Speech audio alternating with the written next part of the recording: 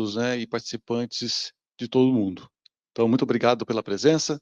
É com grande satisfação que eu faço a abertura do nosso primeiro workshop internacional, né, o Centro de Competência em Redes 5G e 6G, estabelecido no Inatel através do apoio da Embrapi, é um grande marco na história do Inatel, pelo fato da gente conseguir agora alinhar todos os esforços para fazer com que o Brasil entre como um ator relevante na definição das futuras redes móveis.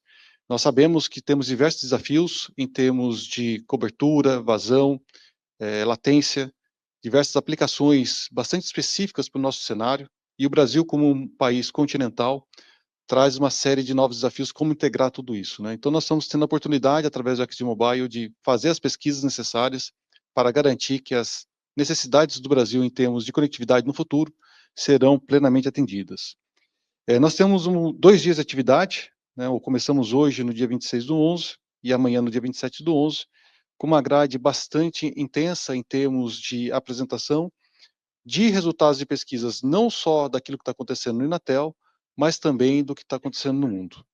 Então, hoje nós teremos a participação de 2 keynotes.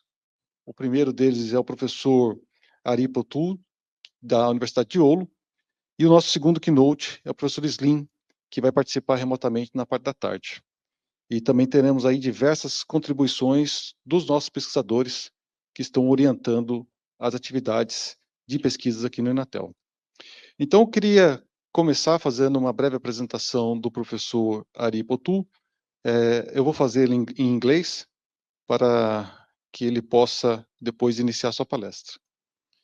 So, Professor Ari Pouttu will present his talking about 6G state of play and future direction in Finland. So, the main goal of this presentation is to bring some highlights about what's happening in Finland in terms of 6G development.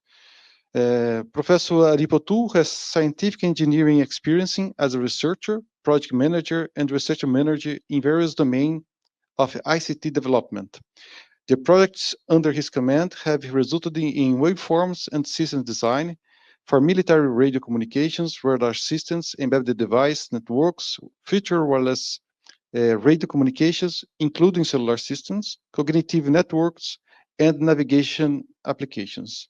He has published more than 70 conference and journal papers in the field of wireless communication, and he holds 2 patents. He is the principal investigator of 5G test network, experimental research, co-PI in 7 HE projects, and the vice director of the National 6G Flagship Programming, as well as 6G ESS Programming, targeted 6G solutions, including wireless solutions for business verticals such as energy, industry, health, security, defense, and vehicular. Professor Ari, the floor is yours.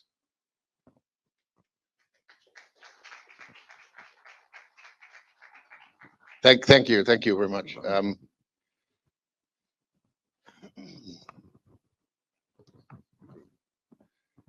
So greetings from cool Finland.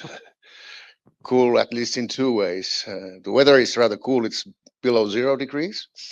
And Finland is cool because of the renowned ICT technologies that we have.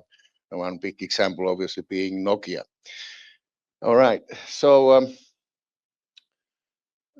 I'm actually substituting Professor Matti Latvaho, who is the director of the 6G Flagship. I'm the vice director, but Matti had some health issues, so he asked me to come last minute here. So it's good to be here. It's nice and cozy weather, and it's really enjoyable, especially in the evening when it's a bit cooler, because I'm a cool guy, so I like cool weather.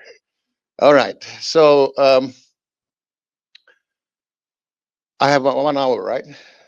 Okay, so let's start. So I'm going to talk to you about 6G Flagship. I will give you an overview what type of program we are talking about. There we have 4 different research areas. I will go a little bit deeper into each of these areas, give 1 or 2 examples of each of these research areas, then talk a little bit about what we are thinking about are the next things to do in 6G research. So this is basically the outline of the talk. So Flagship overview. research directions, visions, and then what's after 6G. So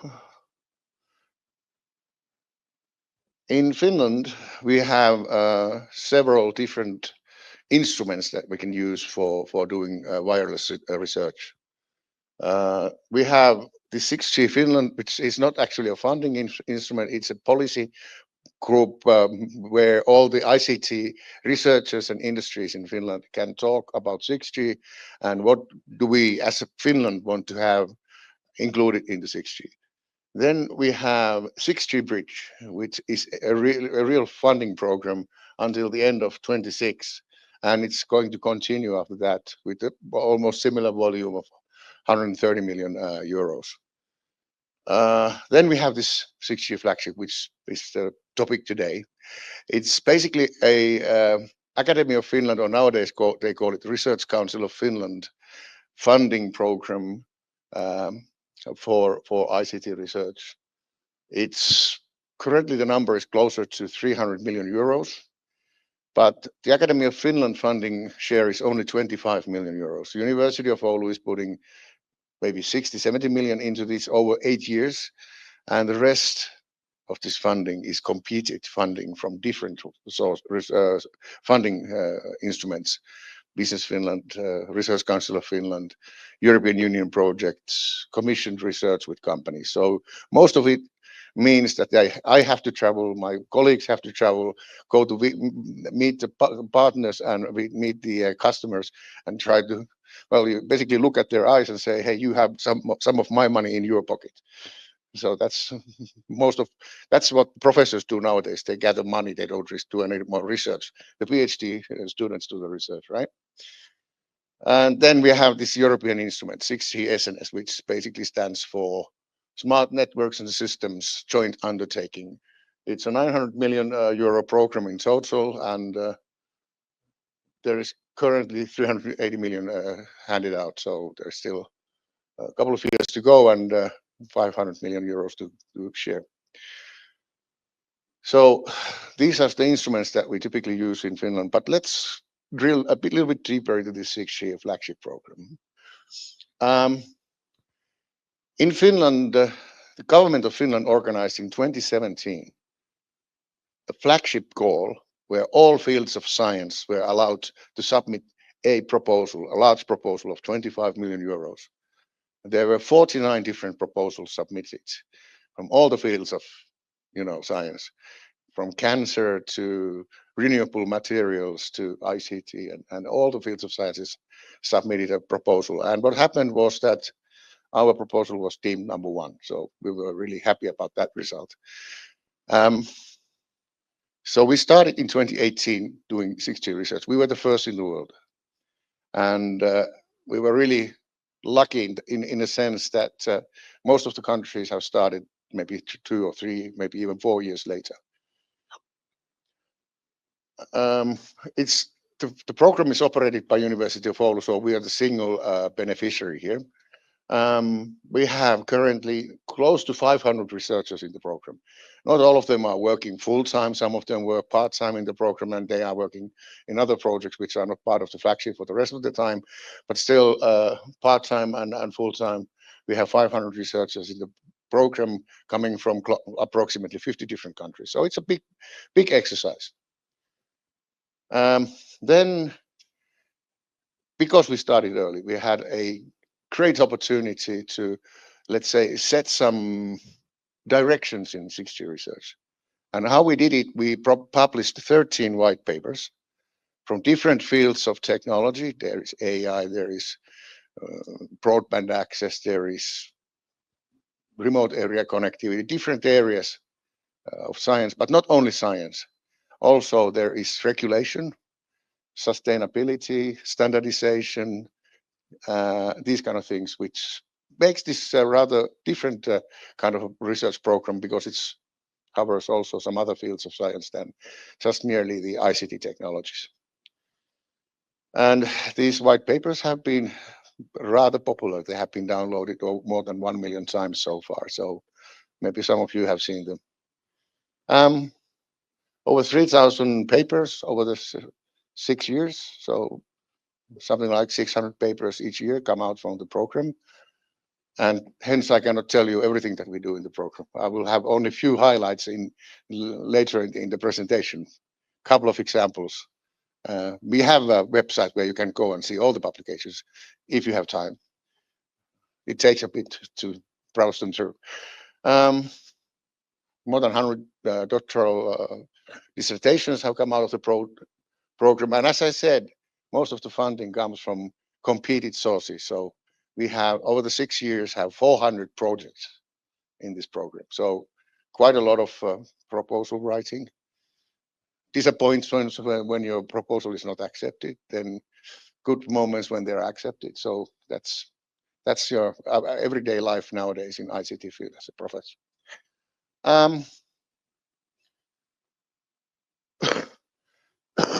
This is the structure of our program. We have two parts. One of them is this research part, and then we have the impact part. The research part constitutes of 4 strategic research areas. First one is wireless connectivity. Second one is device and circuit technologies. The third one being distributed intelligent wireless computing, and then the fourth one being human-centric services and applications. And this contains our experimental research for these different verticals. So, and I will not talk about them here more. I will go a little bit deeper later on in the presentation. About the impact actions, I already said that we are not just a science program, but we do societal impact. We try to do it at least. So we actually introduced these United Nations 17 Sustainable Development Goals to be one of the drivers of 6G research. So whatever we do, we want to solve some parts of those sustainability goals set by the United Nations. One of them being, for instance, remote area connectivity. So everybody needs a connection. There is still more than 3 billion people in the world who have no connectivity to the internet, which means that there's a lot of work to do. One solution may be, as we all have seen in the last few years, the satellite, especially the low Earth orbit satellite systems like Starlink or OneWeb. But the problem is capacity. You cannot go and build a high capacity satellite networks unless you have millions of satellites. I don't know whether that's feasible, but you need to have some other solutions as well to top it up. So for instance, we have been looking at solutions such as digital oasis. So you have a local base station, a standalone networks. And why this makes sense is the fact that 90% of the data that we move around, even the mobile networks, is local. We call your friend who is 1 kilometer away. You can do that in 1 or 2 cells in the locality. Obviously, sometimes you are calling your friend in Brazil, and then you need a little bit more than just a one base station somewhere in the wilderness. So moving networks, digital oasis type of solutions can complement then locally the capacity needs. And if you have caching solutions on top of that, that may provide you even good service in digital domain sometimes, not always. Then the second thing I mentioned was this strategic vertical areas. Now, one of the things what we have noticed is that there is every 10 years, there is a new mobile cellular generation, right? 10 years ago, 5G, 6G is coming soon. 4G was 20 years ago. But what we see is that the market transformation takes maybe 20 years, one human generation. And that means that there is quite a lot of inertia in these different verticals to adopt to new technologies. I mean, you can use wireline. It's fine when you don't need mobility, right? Why would you use mobile devices unless you have mobile parts in your system? But many of these verticals are rather conservative. So we need to show them, the stakeholders of these verticals, that by using wireless, you gain something. It may be an easy way to upgrade your system, or it may be, providing you in a factory, for instance, easy deployment of new devices in your factory floor and these kind of things. So we have been looking at some of the most opportunity-rich verticals, and they are listed here. Health, remote medicine, telemedicine. Obviously, that's one easy way to capture value in the health domain, but there are others. For instance, you can use VR, AR technologies to teach the medical students, for instance, in surgery. So there is a surgery ongoing. You cannot bring 20 people to look at the surgery, but you can bring the surgery to the students. And so we've been trying that kind of technologies as well. Industry, that's an obvious. There is a lot of industrial plants which would really benefit from wireless technologies. One example is that we did for Nokia, together with them, obviously, a machine learning technology based on video for quality assurance when they are building their base stations, screwing all the parts together, welding the components and all that. So industry, and there are a lot of opportunities. There are a lot of robots moving about in the industry, and all of these are mobile. So wireless would be an excellent choice for future industrial platforms. Well, vehicular is obvious. Cars are moving, so self-driving cars eventually, maybe, but a lot of other applications could be there for providing a lot of information for the driver and the car to optimize its performance. Energy. This is a little bit, what moves in energy other than electrons? Well, there are a lot of things which can be used in, for instance, in local electricity grids. You can create, for instance, local markets. So all of the houses or their electrical control systems have a wireless device which can negotiate with your peers. And if in the future we are providing ourselves we have micro generators, we have solar panels on our roof, or we have windmills. So first of all, we can look at these sources and how do we sell and buy in this locality. Second thing is the flexibility in these markets. We can sell our loads. For instance, in Finland, winters are cold, right? So you are heating your house. But if you cut your heating for, let's say, a few hours or a day, your household temperature will drop only 1 or 2 degrees. So if you are willing to take a little bit, let's say, cooler house, you can sell the load, and you can then balance the market.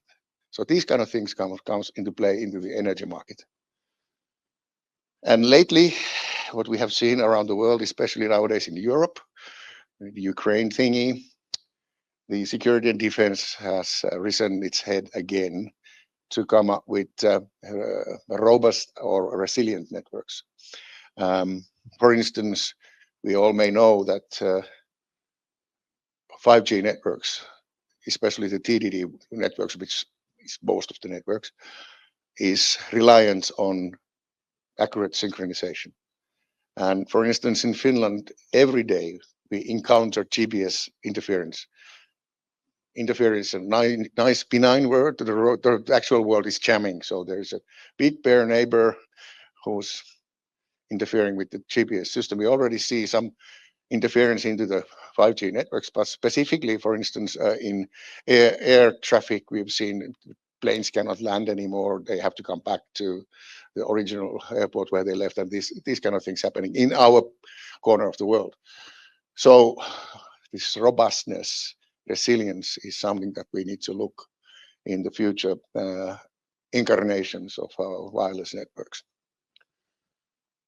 Global collaboration is something that we have been doing constantly from the very beginning of the program.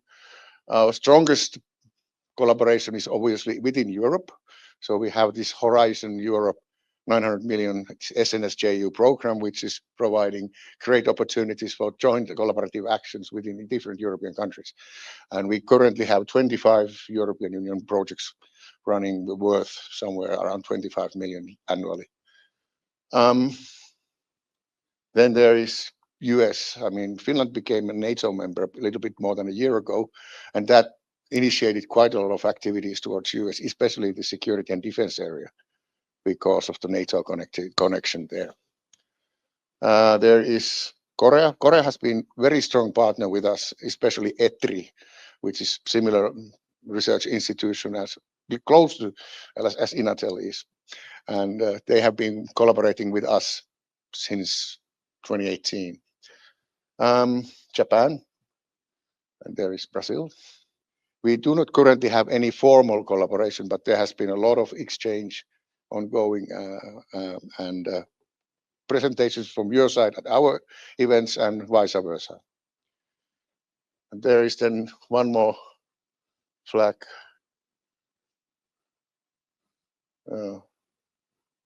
It's Singapore. It's weird. But yeah, they do have 60 million euro 5G program in Singapore, and we do a little bit collaboration with them. And then we have this 5G test network. It's quite a huge investment over the years. We started to build it in 2015, and the devices themselves are maybe 20, 30 million euros. And the software that we have gotten for free from Nokia is, I don't know what's the worth. It could be 100 million, but they give it us for free because we are from the same country. Anyways, we can do that with that test network, a lot of different vertical applications. So we are testing it in vehicular domain, in this health domain. So we have had a lot of demos and a lot of these kind of application-oriented experimental activities to show the stakeholders that wireless is an option. Okay. Do we have a clock here somewhere? Well, you will probably say when but I should shut up, right? Okay. So I'm already mentioned this. So we have a lot of these technology areas, from edge intelligence to security, privacy, machine learning, massive machine type communication, broadband connectivity, localization and sensing, RF and spectrum stuff. But there is also the regulation, sustainability, and what I didn't mention yet, the business. How do we capture value in the future networks? And one of the ideas that we have introduced already in 2015 is what we at that time called micro operator. Nowadays, people are talking about private networks. What it basically means is that you have service-specific network for a vertical. So you can tailor the services into these private networks, which serve a specific need. It's not like your typical MNO operated network where you have over-the-top services, but these networks can be tailored to have within the network certain services. So that's one business model that has been introduced. There are others, but this is one. And another one now appearing is this open ecosystem type of business models like O-RAN, where let's say the system is divided into blocks so that it should basically allow for third-party entrance into the market. So if somebody could bring in, for instance, an X app that controls the radio part, for instance, bringing in slices in your network. So you could buy services from here and there and build your own network. But let's see, there is one very interesting exercise going on in the US, where AT&T bought from Ericsson 14 billion US dollar network, which is based on Open RAN technologies. I'm really interested to see how they make it work, because it's not very, let's say, mature technology yet, but that's a very good exercise. We really want to see the results coming out of that big exercise. All right. So some of the numbers again. So these are like half a year old numbers. So we had more than 3,000 publications, 117 doctoral degrees. And we were, 2018, we were somewhere 100 plus in these different rankings in the world position of telecommunications. Last year, we were ranked number 29 in the world. So I guess this flagship funding and the research done within the program has had an impact in science field. Hopefully, the impact in society is even bigger. There are a lot of co-creation with different companies. So we have these projects where we do pure ICT, but we do these different verticals as well. So a lot of different kind of projects ongoing. And as I mentioned, the white paper downloads are, I mean, we were so surprised to see these numbers when they started to go up, and now it's over 1 million.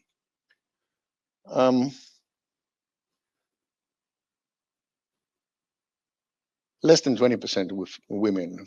It's higher than the average in ICT field, but still, I mean, it's relatively nice work. It's indoors, and we always try to, you know, get more ladies into ICT technology in Finland. Actually, our vice rector of research is a woman, and she always asks us every meeting we have with her in the steering group, is this number getting bigger? I always try to say yes. We do the best that we can get it bigger. So the gender equality is still a problem in our field. Okay, let's take a little bit deeper look at the different research areas that we have. First of all, we've had kind of slogans in these different mobile cellular generations. In Europe, we had this ABC concept for the 4G, always best connected. So whatever wireless connectivity is there, you should be able to connect to it. Always we fail when we try to achieve these goals, but they are there to spar us to get the best out of what we can do. So basically what 4G did, it actually brought the promise of 3G into reality. 3G promised internet in our pockets. Well, what we got with 3G was basically emails in our pockets. 4G brought the internet in our pockets. Now we're going to look at the cat videos and YouTube this and YouTube that, and 4G brought that into our pockets. 5G is said to be the next 50 billion. So connecting everything, connecting all the devices from your toothbrush to whatever appliance you have at home, to robots in the industrial factory, to your car, to your stethoscope at your doctor, to AR, VR glasses. So connecting devices, connecting machines is the promise of 5G. Now, what has happened in 5G so far is that there's this famous triangle in 5G where there are 3 corners. One is for enhanced mobile broadband, which is for humans. And then there is this massive machine type communication, which is for machines. And then there is this ultra reliable low latency communication part. But nobody is deploying this MMTC and URLLC. It's only this eMBB. And what is eMBB? It's 4G with steroids. So the 5G promise is still on the way. And hopefully the next few years, we start to see that these vertical stakeholders really start to understand the opportunities that wireless can bring them in their businesses in the future. But we'll see. But 5G is good. I have it. I can sit at my home on my sofa. I'm obviously very lucky. I have base station maybe 500 meters away. I get indoors on my sofa 700 megabits per second on 5G, which is more than I actually ever need, at least now. Maybe then when we start to have these extreme virtual reality applications or holographic communications, then we start to need maybe more. Eventually, there is an engineer somewhere in garage who invents an application which consumes all the bit pipes that we have. And then we all again need to do something more. So yes, we are still building 5G. There is parts of it already there, but the promise is not basically yet taken. But still we go for 6G and even bigger bit pipes up to 1 terabit per second. Well, that's not going to be in the first place in 6G. It's going to be maybe 100 gigabit per second or somewhere in the vicinity of that. But the whole thing is that now you are bringing in all the data which is now coming from the 5G sensors and devices into 3D model of the world, and you can actuate that world from that metaverse or digital twin or whatever you want to call it. So this is kind of the use case or the promise for 6G. So there are different drivers for 6G. First one was this UN SDGs. So we have taken as one of these as inclusion. So trying to find solutions which allows connectivity for the remaining 3 billion people who are not yet connected to internet. Second one is to facilitate something beyond mobile network operator business model. I already mentioned this private networking, which is now happening. There are already thousands of private networks all around the world, but it's also going rather slow. But whatever business models we can come up with will complement the mobile network operator business models. That is one of the areas that we want to push as a critical driver for 6G. Standards. Standard is essential to have global connectivity. If you don't have a good standard and the frequency domains to actually provide capability to deploy those standards, then you need to, every time you go to a new country, you buy a new phone, right? Well, that's something that we are trying to push forward. And regulations as part of the standard. You may or may not know, but in the last year or so, the operators and the big vendors of the world have chosen to push as a first incarnation of 6G, something what they called mid-band 6G. That means that the 6G should be somewhere in 7 gigahertz to 15 gigahertz region. Huge spectrum fights are expected. So it should be close to 5G waveform. So it's going to be most likely OFDM waveform, similar to 5G and 4G. What else? Well, that's what the operators, Nokia's and Ericsson's, and then the other big players in the field are pushing for. And I can understand that. That's easy way to ensure return of their investment. However, what we, for instance, do in the regulatory domain, we are part of doing work for the ITU, what is called Working Party 5D, which is ITU is United Nations organization, which is International Telecommunication Union, which is defining the requirements for always these different cellular systems. IMT 2020 was 5G, and now they are finalizing the IMT 2030 requirements, which is basically 6G. Now, if we allow only industries say what 6G is, then it's going to be only mid-band. And what we are, for instance, as a university and a part of our Finnish delegation to ITUR, is Working Party 5D, to push also these higher frequency elements into this, because eventually we're going to need them, not necessarily in the next 5 years or 7 years, but eventually we really do need more bandwidth anyways. So we are trying to convince the ITU Working Party 5D to include some of these more 6G-ish elements into the requirements of the IMT 2030. Privacy and security, service-driven network architecture. So basically softwareization and containerism of your system so that you can orchestrate all your resources in the network as efficiently as possible. Then this super efficient local connectivity was just the part I mentioned, higher frequencies for high-end applications for the years to come, maybe 10, 15 years from now. And then what is really big trend is the marriage of AI and ICT and AI and wireless. We start to see it everywhere.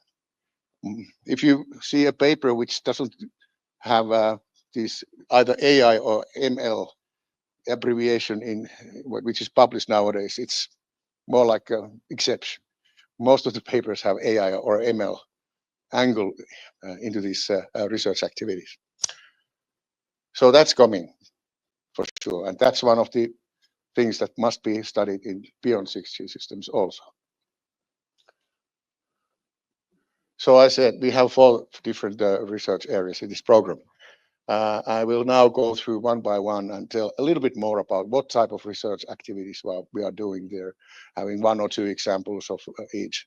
Not really going into deep because there are 3,241 papers in April. I cannot handle them all. And by the way, I don't know what they are saying because it's way beyond of my expertise, some of these areas which these guys are doing. So the strategic research area 1 is about wireless connectivity.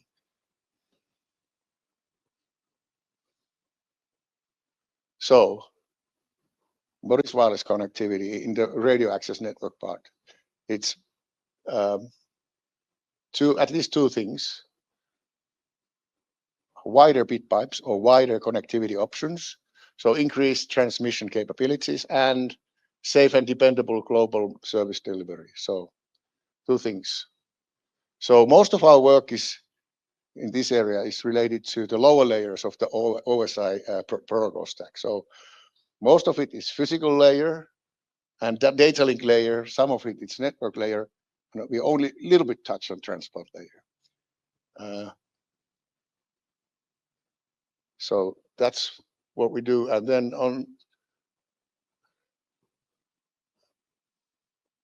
so this is then divided into 3 different sub areas. First one is advanced networking technologies. So this is looking at the mostly about the core functions. What type of core functionalities we need in the future networks? In 5G, we have basically networking service there and computing service there. But we need more. We need service discovery. We need orchestration functionalities locally and globally. We need storage functions everywhere, so the local edge. So a lot of new functionalities, a lot of new interfaces need to be defined to become really efficient in the 6G era, also in the core connectivity part. Edge cloud, fabric, and continuum. So where do we place some of the computing here in the core system? AI synthesized networking. So what kind of AI algorithms we use in the networking part? So how do we control the network using AI tools? And trust and security. So AI-based trust again is becoming, AI-based security is becoming a very popular topic nowadays. Second area is this wireless broadband access, and that's basically the traditional wireless ICT domain. We look at modulation coding, for instance, very efficient ways to deploy LDPC coding, polar coding, and these kind of things. Millimeter wave and terahertz waveforms. What kind of waveforms do you need in the future in the sub-terahertz region, somewhere around 300 gigahertz, for instance? It's not going to be OFDM anymore. We have 2 problems, because if we want to put 1 terabit per second through a radio channel with OFDM type of signaling, the peak to average power ratio problem becomes so severe that the future transceivers cannot actually provide that kind of power required to get the back off from the peak to average power ratio limits. That's one thing. The second thing is, what was I saying?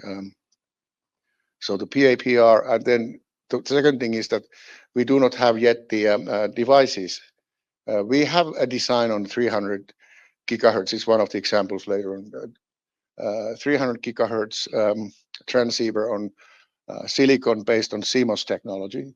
The problem is that you cannot generate the power needed. You need new type of semiconductors when you go up to beyond 100 gigahertz. And you don't want to use OFDM, so you need as constant envelope signaling as possible to be able to provide the higher data rates with at least some power. Or then you constrain yourself to link distances of few meters. That's always another option, which is not very good for wireless, right? Massive MIMO. These guys are looking now antenna systems of having thousands of antenna elements.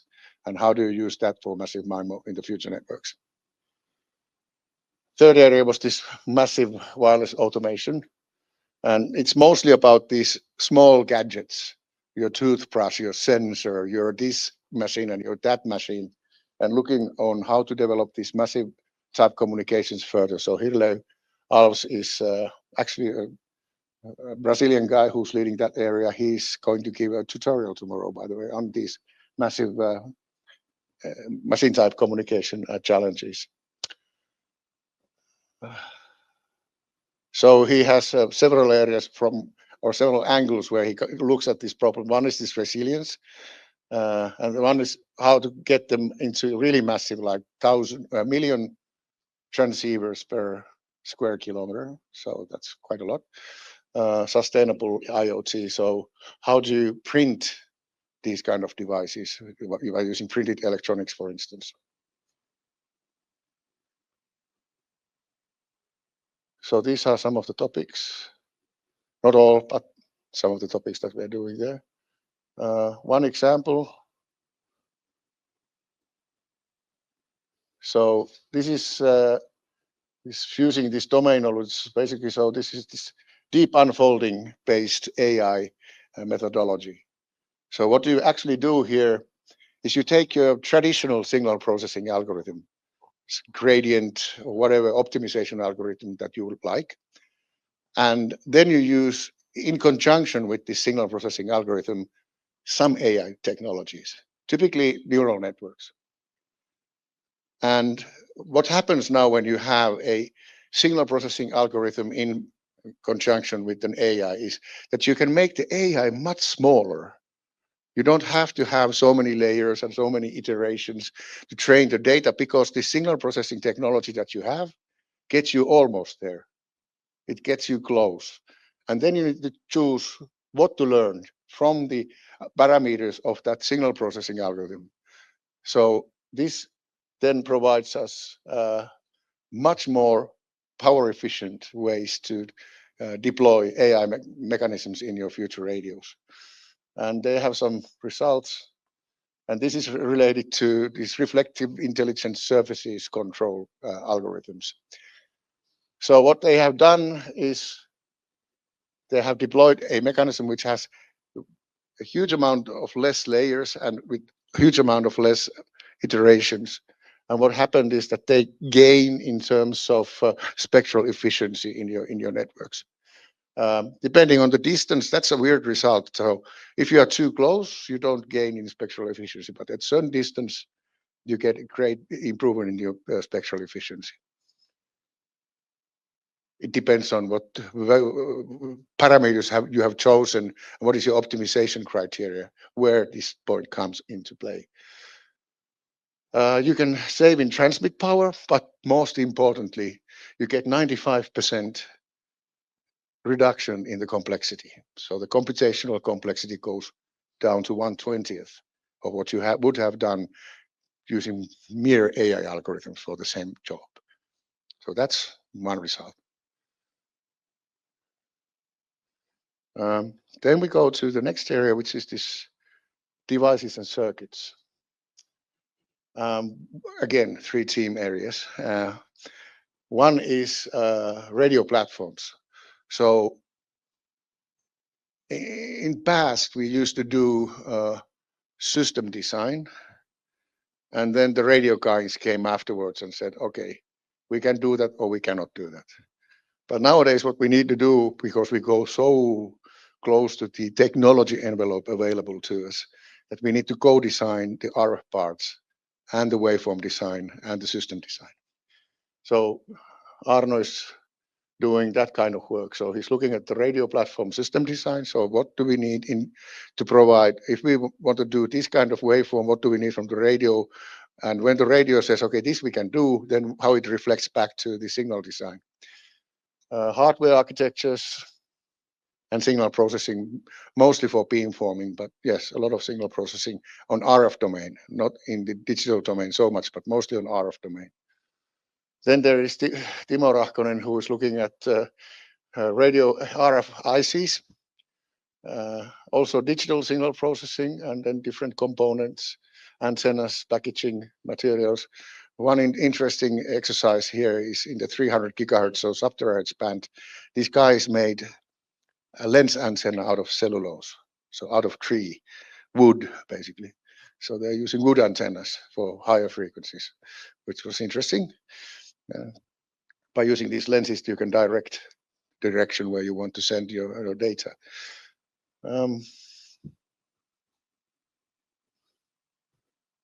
So then we have a theme C, which is experiments and proof of concept. So these guys actually develop these devices, then integrate them into proof of concept platforms. And then what we in the near future are going to do is integrate them into our 5G test network. I already said, for instance, that we are looking at the reflective intelligence and services technologies. We now have, in a few weeks' time, we will have these RIS platforms that we will integrate into our 5G test network. We will have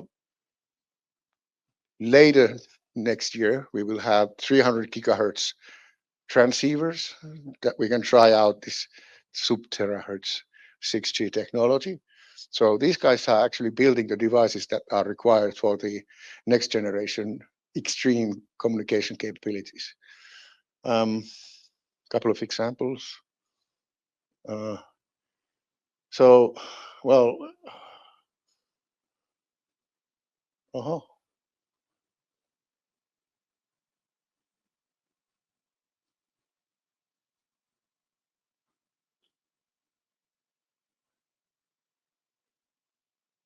go the wrong way.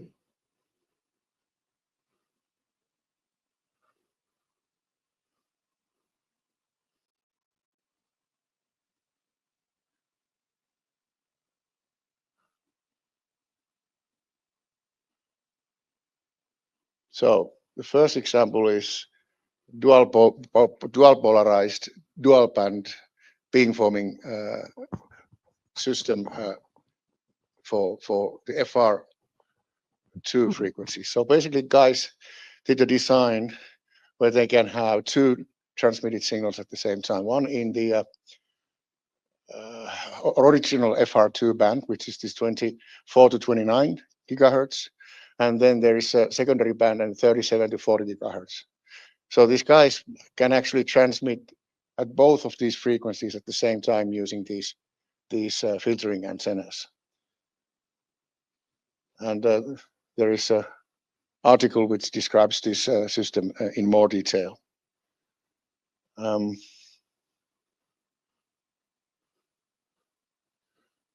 So second example was what I was mentioning. These guys are now defined a system where all the power, the amplifiers, different switches, IF/IQ receiver front end is the next that they are designing, and then they will tape out this design into RFIC somewhere later this year, next year, and we hopefully then can start doing testing on sub-terahertz transceivers in real life. And the third example is how to build, what kind of technologies you would like to build to have scalable beamforming antennas, easily scalable, so that you can make large scale arrays, basically, so going up to 1,000 antennas in your transmission reception. First design is out, and They can use 800 megahertz bandwidth signals, and they can use up to 256 QAM, and they've got rather nice results for this one. Let's see now if this works. Okay, third area was this intelligent computing, AI, machine learning stuff in the network. So edge to cloud continuum is one of the areas. So when the future networks, they are using AI everywhere. So you need to have computation everywhere. So where do you place the given application to computing? It can be even up to your own mobile phone in your device. It could be an edge computer somewhere nearby, or it could be the cloud. So where do you put your computing so that it is providing the latency requirement expected from your service, as well as consuming as little power as possible? For instance, if you think about the latency and you would want to have robotic control of collaborative robots, what you need is typically latency somewhere in 1 millisecond, maybe even less, but 1 millisecond probably would work. So if your AI algorithm would be in the cloud, for instance, let's think about mobile network operators in Finland. If we have a Nokia factory in Oulu, and the core and this central cloud is in Helsinki, which is 600 kilometers one way.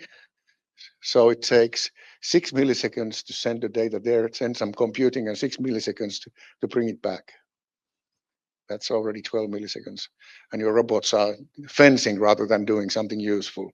So in this case, the computing needs to be nearby so that you can satisfy the latency requirements. So there are a lot of ways to figure out where to put the computation, but it needs to be done case by case. Second one is distributed AI. The mobile networks of the future, there are a lot of players in the network, us, the users. And when we are doing, for instance, beamforming, we need data about the very dynamic environment that we have, moving users, moving obstacles in the network, different kind of things that make the system highly dynamic. Second of all, the radio channel is stochastic. So that's also changing constantly. So what we need is high dynamic capable AI algorithms, which typically tend to be distributed. So there are a lot of research how to introduce these in the RAN area, especially in the radio access network part. How do you do AI and machine learning in such a dynamic way that you can actually learn from the data before it becomes obsolete? So data has life expectancy in highly dynamic systems. So you may need totally new type of AI algorithms, and there's a huge amount of research ongoing in this area. Then there is this multimodal sensing and modeling. Basically, it's a fusion of wireless communication and machine vision, or some other sensing technology. So we can provide for our network information about what's happening by using cameras or lidars or something else, and provide some a priori information for the wireless networks to react before something happens. For instance, we can see that if we are, for instance, in millimeter wave, we can see a car is coming, it will block our signal to this user. So we can shift our transmission, for instance, for reflective intelligence services and getting it that way. So using these multimodal sensing technologies may provide us nice opportunities in the future. Obviously, it's not something that happens like this. You need millions of cameras or millions of these other modality sensors in the network before you can actually provide these kind of things. But that's an interesting research area we started maybe a couple of years ago.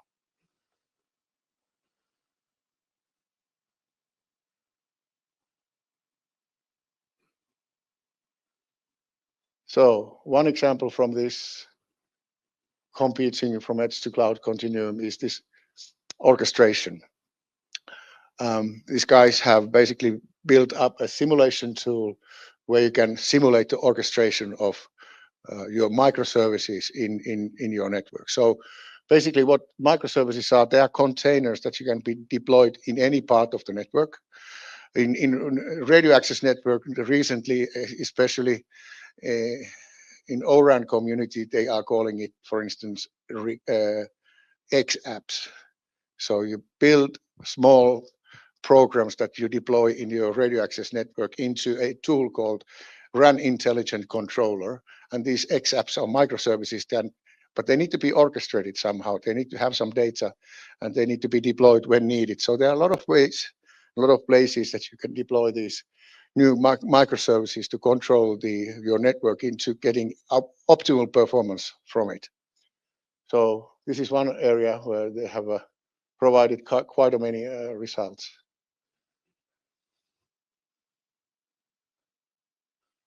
Again, AI learning. There are several examples. I only received them yesterday, these results. So take a look at I will leave the slides. I didn't have time to go deep into this one, so I don't explain what it means. You can ask the guys. Multimodal sensing, it starts with having a 3D models, large 3D models. And nowadays you have cameras in your phones. And with very powerful machine learning or these machine vision algorithms, you can just rotate yourself in a room like this, and using some AI algorithms, you get 3D model. It's becoming standard everyday thingy that you can soon do. So you have, obviously, when you have more powerful devices, you get more accurate. And the AI algorithms can predict what might be there, but it's not necessarily exactly as it is, but it's sufficient for many applications. So you need to be able to use this different sensing technology, building these, first of all, these 3D models. So, and then there was this convergence of these two multimodal technologies. We are currently building up what we call Converge Lab, which is on the left-hand side of the slide. So we are building there a system which has ray tracing simulator, so we can, first of all, we have an equipment that can make a 3D model, whatever is there. So we can change the obstacles, we can change the things that are in the lab. But we have there a camera-aided reflective intelligence service. We have camera-enabled Keynote B, so base station. We have then a ray tracing simulator that can a priori compute what should be the result when you do go for the real simulation, a real experiment in the Converge lab. You have what else? You have a robotic arm which can move all of these different devices in that particular lab. So this is the environment where we are now starting to look at this communication and vision marriage. We call it view to communicate, or vice versa, communicate to view. So in certain situations, we can use radio signals also for sensing. Joint communication and sensing, I guess, is the integrated sensing and communication are the really latest terms there. But when it's dark, you cannot see with camera, right? You could see with infrared, but not with your typical camera. But radio signals can help you there. They can build rudimentary maps from the area. When there is rain, for instance, same thing happened. And in some cases, video is very good, but the radio is not performing adequately. So these kind of trade-offs are being studied. How do we get optimal system combining these multimodal sensing technologies?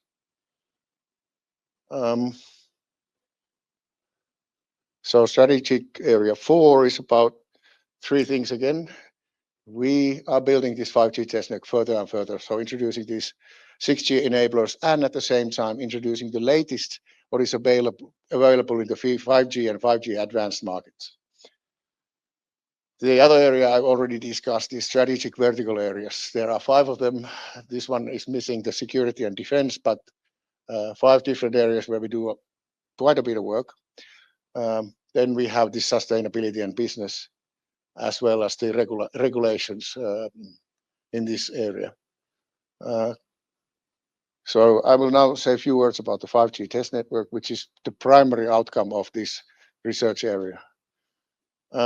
We have in the network, it's private network, so it represents one of the business models I explained earlier. So private network in our campus in the university area, it has maybe 3 or 4 kilometer radius to connectivity. Well, LoRa has 30, 40 kilometers, but for the cellular, we have maybe 3 or 4 kilometer radius, which is the 5G coverages. So what else? So we have 5G, both in 3.5 gigahertz, so FR1, and also in the millimeter wave, so FR2 frequencies. 4G, we have also 4G related cellular IoT, and recently we purchased the 5G RedCap, so reduced capability, so 5G IoT devices into our network. Yeah, so a lot of technology, LoRa, Wi-Fi, naturally. So we started 2015. At that time, we already started to call it 5G TN. Obviously, that was a little bit leap into the future because we didn't have 5G then. We only had 4G technologies, but we started to build a network. And together with Nokia, we brought in the first 5G millimeter wave device into our network. And that device is still being used for antenna beamforming research. The nice thing about it was that it was an EU project where we did this, and we got to go to Olympics in 2018 in South Korea, in Pyeongchang Olympics. They had this ICT demo area by the Olympic Village, and we got to go there and show the technology there. And the technology was okay, but I really liked the Finland-Sweden ice hockey match. That was much more fun. So gradually we've been building it. And as I said, we are an operator. So we have our own SIM cards. So we can provide, for instance, a industrial customer has a device. They want to come and test it in our network.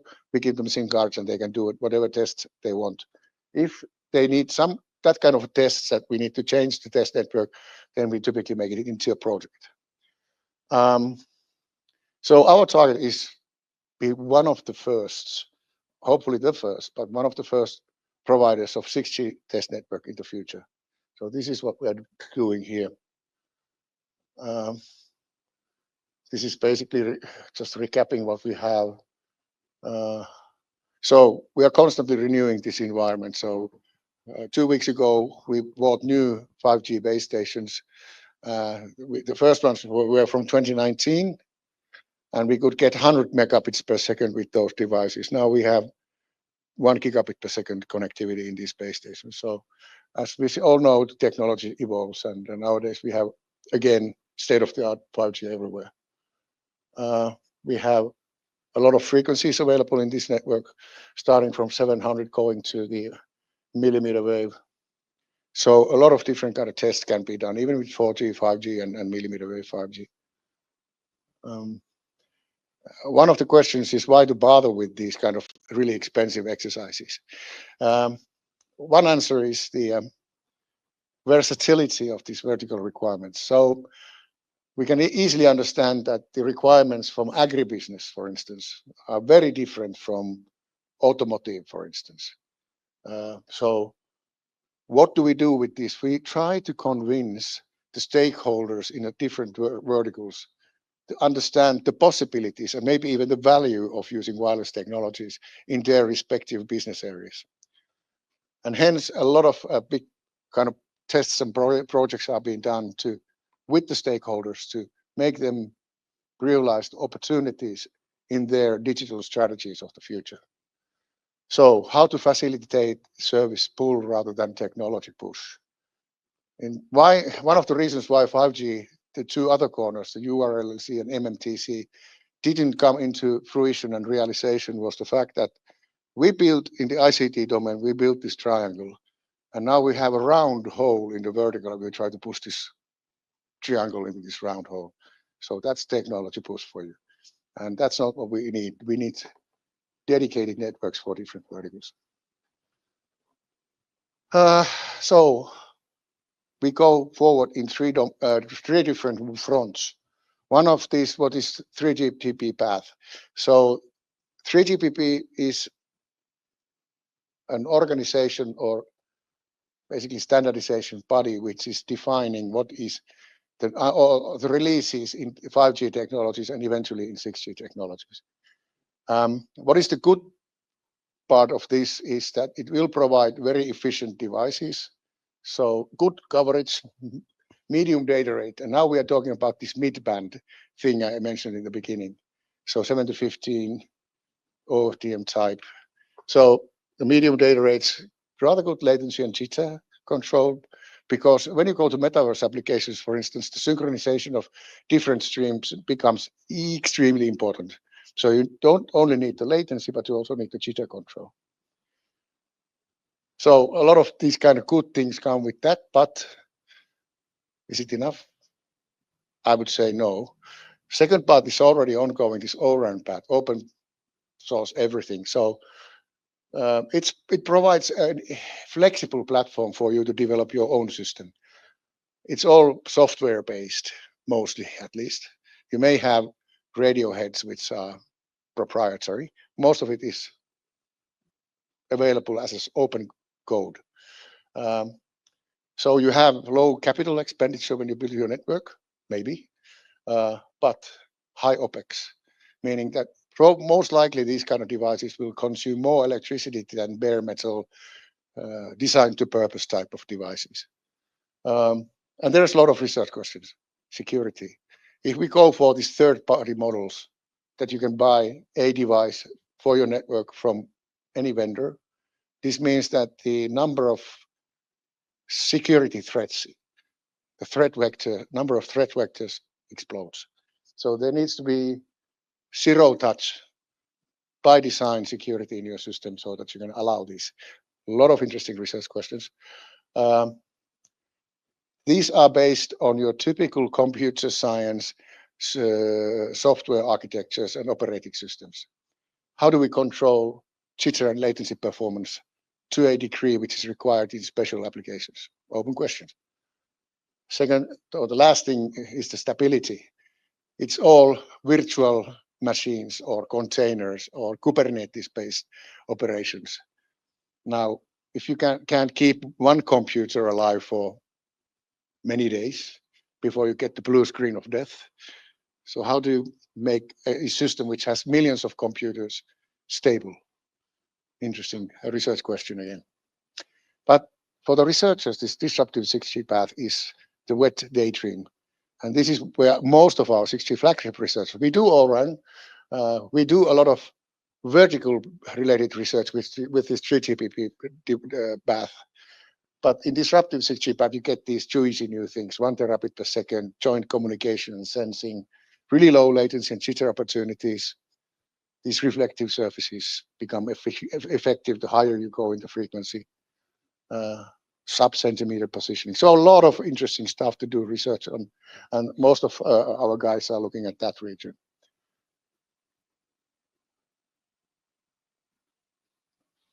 So we do a lot of partnering using this test network. We have had projects in remote medicine, teaching. We have our own cars. You saw it in the earlier slide. We have them 5G enabled. They are not self-driving yet, but they could be. But there are some regulative problems. We can probably drive them in enclosed areas, but not yet. But we have also remote excavators. So we had a 5G enabled excavator in a remote area in 40 kilometers from Oulu, and there was operator in university using the excavator. That was pretty interesting. Multi-actor hypercampus, so you have commercial networks, private networks working in tandem in Oulu Harbor, providing the digital twin of the harbor and then controlling self-driving trucks and that kind of thing. remote controlled harbor cranes, demand response in smart grids. I mentioned some of these examples in the beginning. A lot of drone related research. This has become really hot in the last few years. And now we are running a project where we have holographic communications, robotic control from metaverse. So building the metaverse, having a system from which you can actually control from the metaverse a robot. And this ability to communicate and communicate to view was an example of the multimodal sensing research that we are doing. Quickly. So beyond 6G, now we have one more picture here. How many minutes? 0, 3, 3. Okay.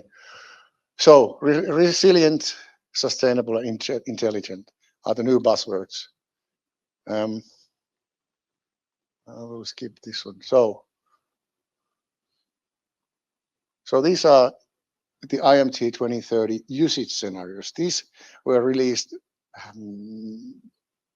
maybe a year ago, and the IMT 2030 requirements come in June. So there are 3 new corners coming into it. We have the 5G triangle.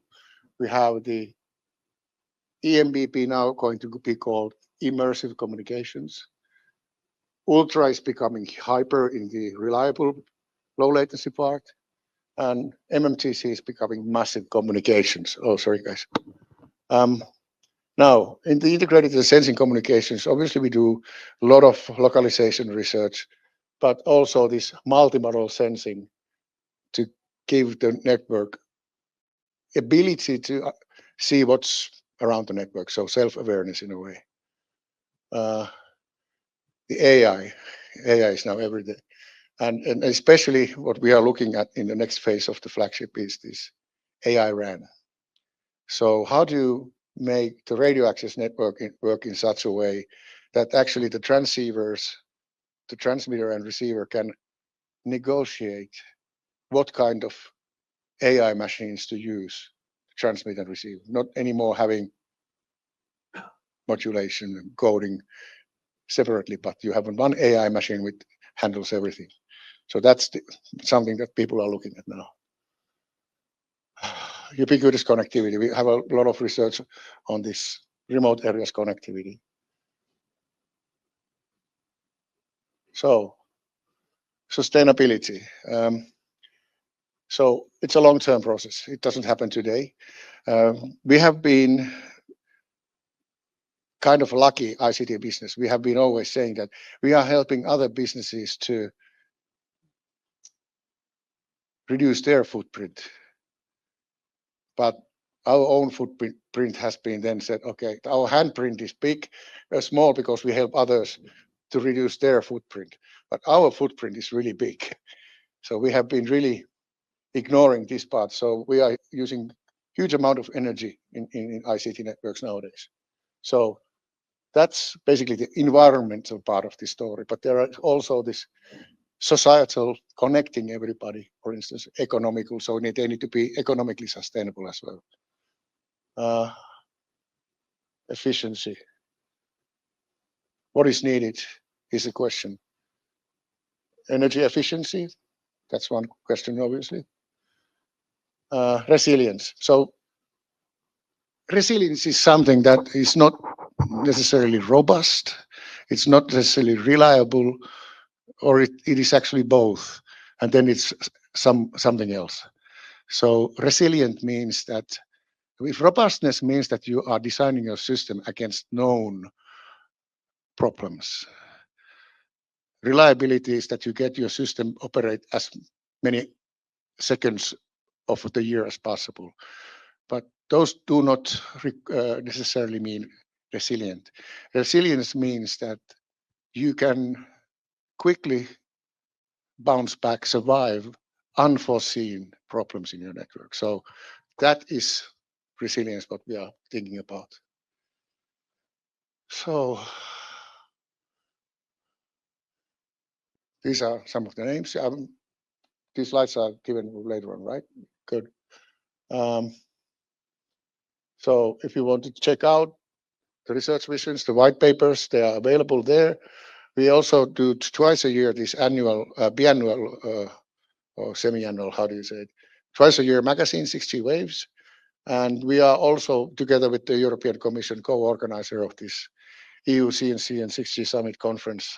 Next one is going to be in Bosnan, Poland. So if you have a nice paper, that's a good venue to submit it to. I believe we're done.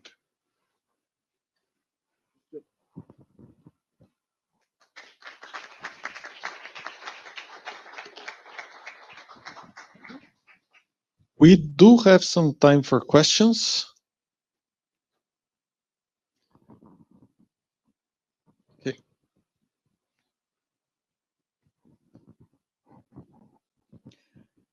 Thank you, Mr. Ari, teacher Ari, for sharing your work and show for us results and your vision for the 6G feature. But I would like to understand 2 points. You said too much about the RIS that has been one of the most prominent topic of research today. So when we look for some challenge or impairment in what concern of RIS, for example, hardware. So do you see RIS as the most impactant way for mobile propagation actually? And beyond the RIS, after RIS, in your viewpoint, what come after? Well, as I said, we are going to receive a couple of RIS panels into our lab in a couple of weeks. And for the time being, they are not a solution for mobile networks because these guys, they cost 35 euros each. So that's maybe 10 times more expensive than a base station. So at this time, it's not viable to use it as a part of the network. But this is early days, early research. And this is basically because you can use passive materials, metamaterials to build the RISs. When you can do printed electronics, printing these RIS elements from a roll, then they might become interesting, really interesting part of the story in 6G. But as long as you have to build them by hand, they are expensive. But there are technologies which are being studied whether they could be printed out. And then they would be extremely cheap and a very efficient way to change the radio channel. So this is the first time we are actually changing the radio channel in our favor. So that's the whole point of RIS. So it's basically, we did similar kind of research 20 years ago with relays, but this is just a new way to do it. And hopefully these passive elements can provide us energy efficiency at the same time. Now, what comes after RIS? I don't know. You tell me. Everybody, there's always one good answer to this one. Quantum communications. I don't know. Other questions?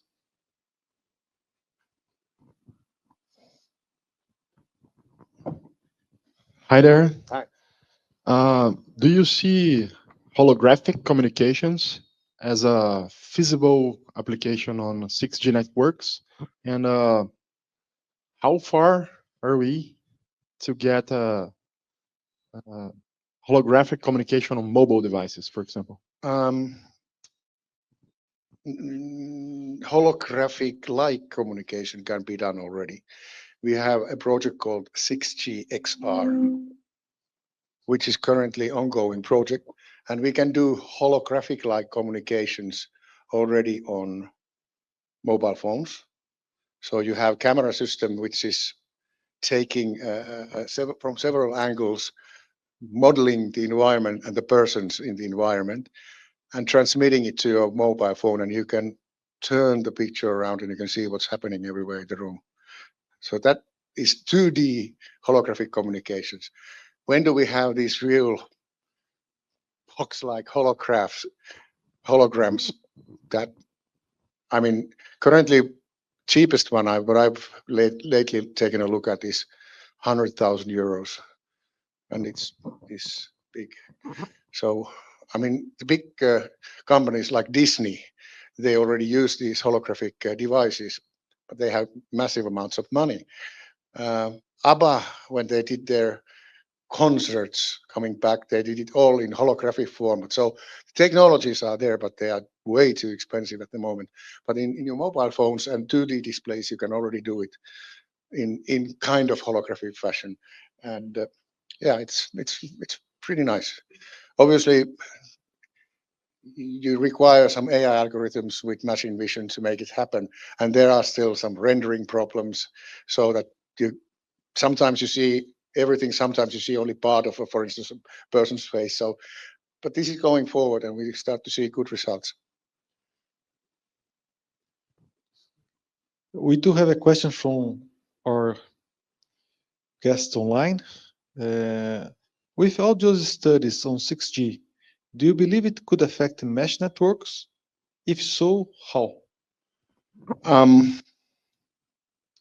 That is a very important question for some of the applications, whether it's a mesh network or side links. For instance, automotive industry is really interested in having within 6G band a side link, so that, for instance, cars can discuss without connectivity to the base station. So the side link technology is definitely what is required. Whether there is mesh technology, I don't know, maybe, but at least the side link technology is required by many verticals. Security and defense, automotive, at least those are really crying out. I was last week in Fuseco, in Germany, in Fuseco conference, and there was a guy from Bosch, who is the chairman of the Automotive Association, and he said, I mean, we don't get any further value out of 6G unless we get side links there. So yeah, it might come as a mesh network, but probably side links are more requested. Okay, last question.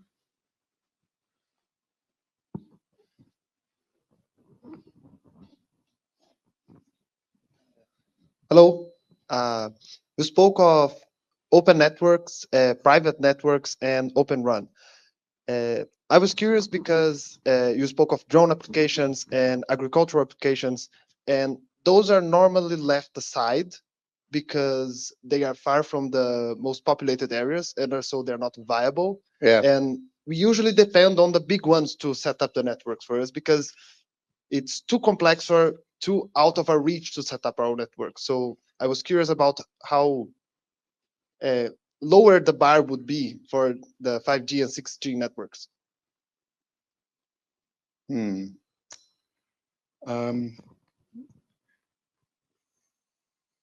Our O-RAN system, which has core network, centralized unit, then distributed units or baseband processing, and radio unit, costs 35,000 euros. That's pretty steep, I would say. But what you basically need is there one computer and one radio unit. You can, within one computer, you can build your centralized unit and your distributed unit, and then attach it to SDR. In the future, when the prices go down, it could be that you can deploy your own network with few thousand euros. Obviously, if you want to have huge coverages, you then need to build the mast, which is much more expensive than the radio equipment. But you know, it's the prices are now steep, but they are coming down eventually. But now the first offers are, well, they're pretty expensive. This O-RAN system, which we are having, costs more than Nokia macro base station. So there you go. Thank you.